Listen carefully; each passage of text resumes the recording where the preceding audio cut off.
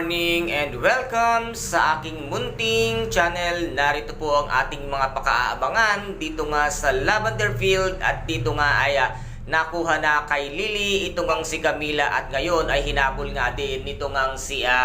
Jasmine Flores ang anak niya nang mapunta na nga ito kay Vito at napunta na rin ito kay Iris at ngayon ay muli nga silang nagtagpo-tagpo at dito nga ay naabutan nitong ang si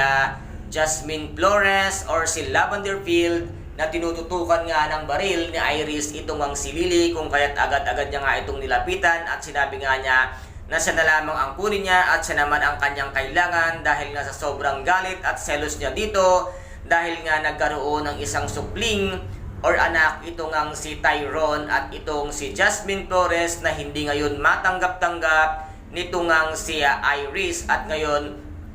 ay tinutukan niya nga ito ng baril at sinabi nga niyang dito na natatapos ang inyong buhay at agad-agad namang iniharang itong si Lily ang kanyang katawan at sinabi nga niyang huwag niyang sasaktan itong ang si Jasmine Flores dahil napakabuting tao nito at siya ang tunay na ina ng kanyang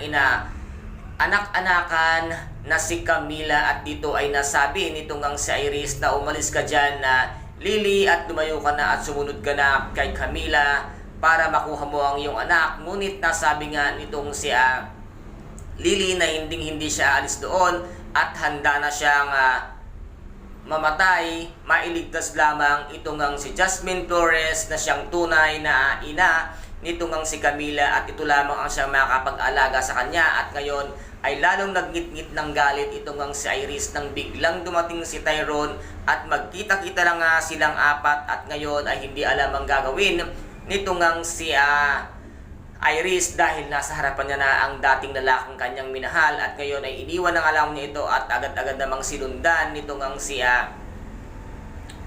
Jasmine Flores at ni Lily para nga mailigtas nila itong nagsusumigaw at nagkukumahog na si Camila na humihingi nga ng tulong para nga mailigtas sa mga tauhan nitong ang si Vito at hindi alam kung ano ngayon ang tunay na mangyayari kay Camila at hindi ito matatanggap ni Jasmine Flores once nga na may mangyari sa kanyang nag-iisang anak sa hawak na hawak na ngayon ito ni Vito at ngayon siya dito na niya ibubuhos ang lahat ng kanyang galing at kaalaman. Kaya guys, ito po ang ating pakaabangan sa mga susunod na episode dito nga sa Lavender Field. Kung nagustuhan po ninyo ang aking videos for today, paki-subscribe na lamang po ng aking channel, paki-like and share para maging update kayo sa lahat ng gagawin kong videos. Maraming salamat po. Ingat, God bless and bye-bye!